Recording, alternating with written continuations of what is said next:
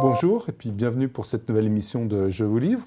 Aujourd'hui, je reçois François-Régis Le Tourneau pour un ouvrage préparé dans le cadre de la SLOG, Supply Chain Vision.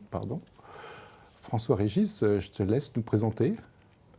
Oui, alors Supply Chain Vision, c'est l'ouvrage de référence de la supply chain pour les années 2019-2020 qui a été préparé sous forme collective par une vingtaine de grands acteurs de la supply, de grands faiseurs de la supply en France et à l'étranger, qui nous partagent en fait leurs expériences et qui nous donnent leur vision de chacun de leurs métiers. On y parle d'innovation, on y parle de différenciation, on y parle de développement durable et on y parle de collaboration. Donc tous les grands sujets aujourd'hui qui constituent un grand supply chain manager, un orchestrateur des flux d'informations et des flux physiques de l'entreprise. Alors peut-être un petit mot pour présenter la SLOG et pourquoi la SLOG effectivement... Voilà, alors c'est en effet un des éléments phares, une des contributions phares de la SLOG aujourd'hui. La SLOG, c'est le premier réseau de professionnels de la supply chain en France. Ça regroupe à peu près 400 entreprises, 2500 professionnels de la supply chain qui se sont fixés ensemble comme objectif de promouvoir la supply chain, donc sous tous ses aspects auprès de l'ensemble des acteurs économiques, de convaincre les décideurs économiques et au premier rang desquels les patrons de business, les patrons d'entreprise que la supply chain est au cœur de leur stratégie d'entreprise.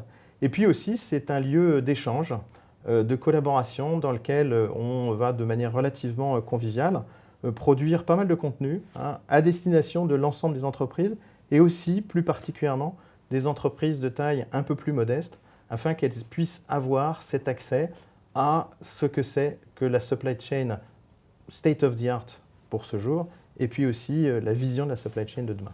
Et Supply Chain Vision s'inscrit parfaitement dans cette mission de la SLOG de propager la connaissance de la supply chain. D'accord.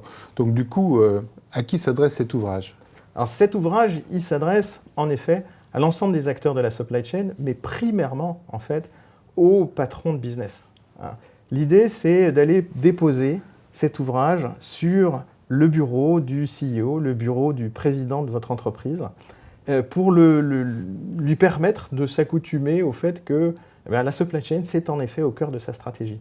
Et qu'au gré et au fur et à mesure des défis auxquels il va être confronté, auxquels va être confrontée l'entreprise, il est relativement avisé d'ouvrir cet ouvrage pour aller consulter la manière dont on peut s'y prendre, la manière dont certains s'y sont pris, et puis ce qu'ils ont voulu partager comme vision.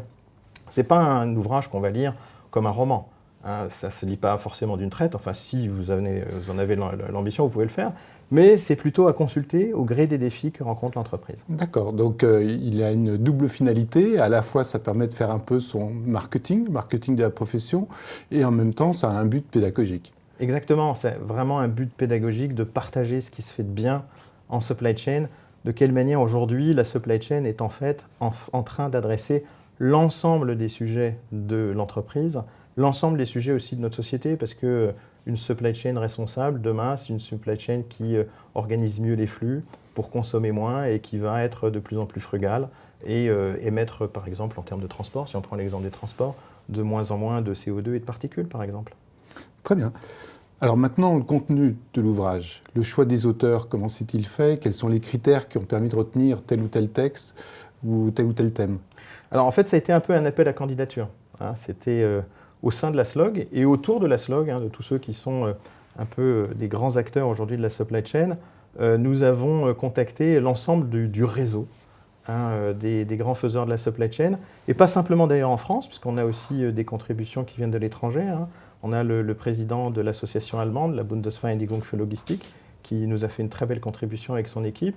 Nous avons aussi le président de l'APIX, Abbé Eshkenazi, qui a fait une très belle contribution. Donc on a été chercher en fait un volant d'acteurs qui sont aussi bien des industriels que des prestataires de services, que des transporteurs, que aussi, et ça c'est extrêmement important, des acteurs issus du monde des écoles, de l'université et de la recherche, pour donner un éclairage le plus large possible de la supply chain. Donc un appel à candidature, et je dois remercier ici et féliciter ceux qui ont répondu présent, parce qu'en fait tout le monde a répondu présent extrêmement rapidement, et nous a gratifié de contributions d'extrêmement grande qualité.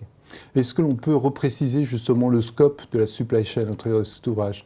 En fait, on a toujours dit que c'était le fournisseur du fournisseur et ça allait jusqu'au client du client, mais ça m'a l'air d'être encore plus vaste que ça. Oui, alors je pense qu'aujourd'hui, on peut encore redéfinir un tout petit peu la supply chain en se départissant un tout petit peu de cette vision historique où beaucoup sont partis un peu de la vision du préparateur de commandes et puis de la logistique et de la livraison. Aujourd'hui, en fait, la supply chain, c'est l'orchestration de l'ensemble des flux d'informations, l'orchestration de l'ensemble des flux physiques et financiers pour arriver en fait au résultat final qui est la livraison du produit au bon endroit, au bon client, dans le cadre du meilleur service défini avec le client. Et tout ça à un coût le plus optimisé possible. Alors, est-ce qu'il existe des points communs au travers de tous ces textes? Est-ce qu'on trouve un PGCD? Alors, le PGCD, oui, très bonne remarque. Alors, le PGCD, quelque part, aujourd'hui, c'est la passion. Ça, c'est clair. Oui, on le voit très bien au travers de chacune des contributions. Et franchement, là, je pense qu'il faut féliciter chacun des auteurs-contributeurs.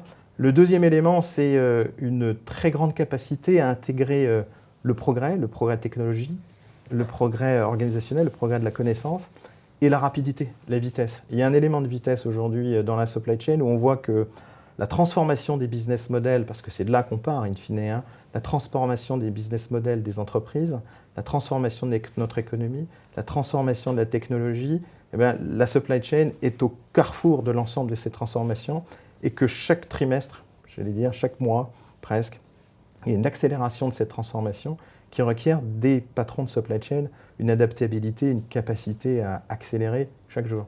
Oui, et un positionnement qui devient non seulement holistique, mais de plus en plus stratégique. Oui, je pense qu'aujourd'hui, le patron de supply chain doit être ou est un des meilleurs conseillers que puisse avoir le patron de business, parce qu'on s'aperçoit qu'avec aujourd'hui l'expérience client, l'expérience consommateur, la qualité d'exécution, la capacité d'exécution de l'entreprise devient absolument stratégique pour la réalisation de sa promesse client. Et parmi tous ces thèmes abordés, parce que les exemples sont à la fois nombreux mais surtout très diversifiés, est-ce qu'il existe un thème de préférence qui vous touche plus ou Alors évidemment, on a regroupé une vingtaine de talents autour de cet ouvrage. Ça va être un tout petit peu difficile de faire un choix. J'ai deux petites remarques. Et je pense que c'est totalement indépendant de la qualité de chacune des contributions. Mais je pense que nous avons une réelle responsabilité à la supply chain de devenir pour chacun d'entre nous une supply chain responsable. C'est-à-dire capable de faire plus avec moins, et particulièrement en ce qui concerne les logistiques urbaines, et on a dans quelques articles sur les logistiques urbaines, je pense que c'est une des très très grandes priorités, ne serait-ce qu'en termes de santé publique, pour les mois et les années qui viennent. J'ai un deuxième petit point, c'est un remerciement tout particulier pour Frédéric Gorier, qui non seulement a contribué, mais en plus nous a énormément aidé dans la relecture et dans le cadrage de l'ensemble des contributions. Donc il y a une contribution particulière à cet ouvrage.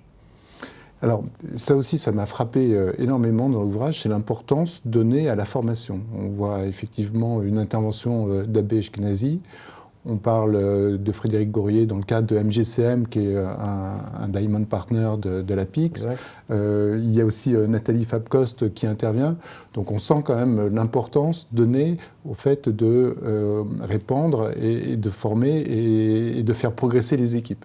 Ouais, je pense qu'ici, il y a deux sujets. Le premier, c'est en effet de favoriser le plus possible l'interaction et les contributions croisées et du monde de l'industrie, et du monde de la recherche et de la formation. Ça, c'est absolument essentiel. Et je pense que la supply chain, en France en tout cas, commence à être un très bon exemple justement de transmission rapide du savoir entre la recherche et l'industrie d'autre part. Et le deuxième grand élément que je vois, c'est que très paradoxalement, en fait, la supply chain était vraisemblablement un des métiers dans l'industrie qui bénéficiait du plus petit nombre de formations possibles, de formations disponibles. En fait, les gens de ma génération, la plupart d'entre eux, n'avaient qu'une seule possibilité s'ils voulaient se former en supply chain, c'était d'aller chercher des certifications, d'aller passer des certifications à PIX. Aujourd'hui, bien heureusement, il y a beaucoup plus de formations, mais ça reste quand même encore un domaine qu'il va falloir étoffer. Et on est quand même extrêmement heureux de voir les formations en supply chain se multiplier. Oui, alors là-dessus, je ne peux qu'être d'accord avec ce point de vue. Juste avant de conclure, que va-t-on chercher dans un tel ouvrage? Qu'est-ce qui est utile et qu'est-ce qui est utilisable?